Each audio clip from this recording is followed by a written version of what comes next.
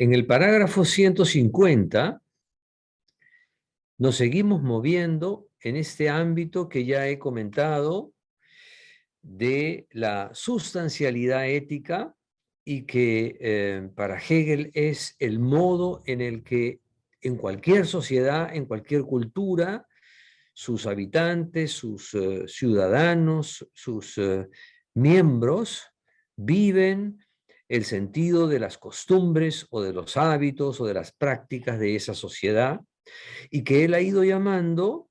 la fe o la confianza o, como hemos visto hace un momento, también el cumplimiento de los deberes, ¿no? Ahora, en el parágrafo 50, que yo quisiera, para hacerlo más claramente, compartir un momento en imagen en pantalla con ustedes, en el parágrafo 150 leemos en la edición de Juan Luis Bermal lo siguiente: lo ético, en tanto se refleja en el carácter individual determinado como tal por la naturaleza, es la virtud. En la medida en que no muestra más que la adecuación del individuo a los deberes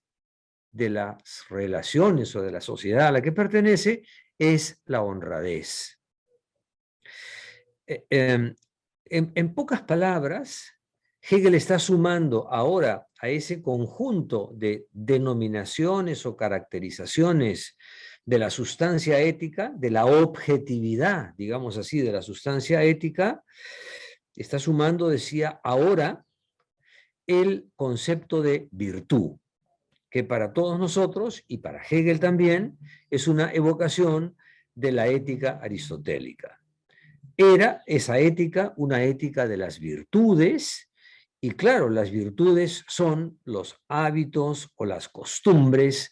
que una sociedad ha consagrado desde un punto de vista ético genérico. Dicho sea de paso, este parágrafo comienza con la palabra, con la expresión lo ético, que muestra, por si no se ha comentado ya, la dificultad que tenemos en castellano para traducir el concepto hegeliano de Sittlichkeit, porque estamos diciendo que es la eticidad y ahora usa Hegel esa expresión en un sentido sustantivado más neutro, que es das Sittliche, o sea, lo ético. Digamos que habría que buscar una fórmula concordante con la palabra eticidad, que es un neologismo además complicado en castellano, ¿no? Digamos entonces, aquello que la eticidad expresa, lo ético, o la vida ética, es la virtud. Claro, la virtud entendida en un sentido general como la concretización de esos deberes que constituyen las prácticas sociales en una determinada comunidad, que es a su vez el espíritu viviente o como bien viviente. Ya digo, nos estamos moviendo en un terreno en el cual, digamos así, las concepciones contemporáneas del culturalismo, del multiculturalismo, se sentirían o se sienten o se deben sentir muy a su gusto, porque es una forma de concebir que la socialización o la pertenencia de un individuo a una comunidad es lo que dentro de ella constituye la virtud, o, digamos así, el sistema de las virtudes. Y luego, insisto en esta última expresión, que es la expresión la honradez. En la medida, dice Hegel, en que la virtud solo muestra el modo en que los individuos realizan la vida ética o lo ético, entonces esa virtud no es más que la honradez. Esa es una traducción también discutible. En alemán el término que emplea, voy a dejar de compartir, el término que emplea Hegel es Rechtschaffenheit. Es una forma, una palabra que quiere referirse evidentemente al conjunto de las virtudes éticas en una sociedad o de las prácticas consideradas como legítimas, genuinas, consistentes, coherentes con el modo de vivir de una sociedad. Rechtschaffenheit es una palabra que los diferentes traductores de la filosofía del derecho vierten al castellano como honradez, pero creo que se queda corta. Se podría decir también probidad, pero hoy en día hay en castellano un término que ha ingresado incluso al lenguaje jurídico y es importante para Hegel también que esa palabra tenga una significación jurídica, no solo moral, sino jurídica, que es la palabra integridad. Se dice en el lenguaje ético-jurídico contemporáneo que la integridad es el conjunto o la plenitud de la realización de las virtudes éticas, inclusive desde un punto de vista normativo, ¿no es cierto?, prescriptivo. Eso calzaría mejor, me parece, con la idea que defiende Hegel aquí, de que la virtud o el sistema de las virtudes no es sino la integridad ética, es decir, la pertenencia y la participación de un individuo dentro del conjunto de formas de convivencia de su propia sociedad.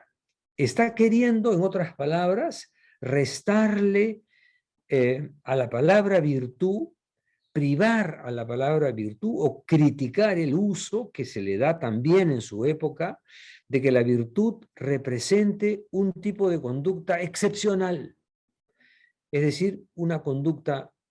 que o bien pone en cuestión por completo el modo de convivencia de la sociedad, o bien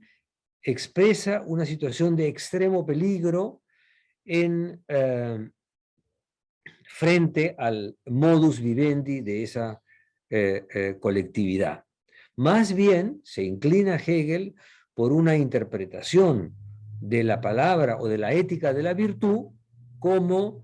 ya digo, un cumplimiento de la integridad ética si por ella entendemos la Rechtschaffenheit, es decir, la ejecución, el acatamiento de las normas que presiden el buen funcionamiento de una sociedad. En el parágrafo, Hegel se refiere, sin embargo, también a una dimensión que posee el concepto de virtud en el mundo griego y que también en Aristóteles está presente en la idea griega de virtud, que es la arete, a saber, la acción genial o la acción excepcional que representaría para los griegos la arete. Ustedes saben que arete es una expresión aristotélica, no solo aristotélica, también es una expresión que procede de los presocráticos, pero que indica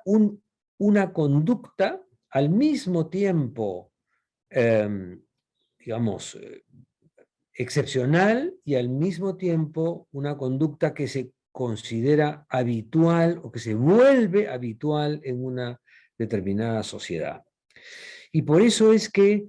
la arete es un hábito, como dice Aristóteles, es una hexis, a pesar de que como hexis también es descrita como una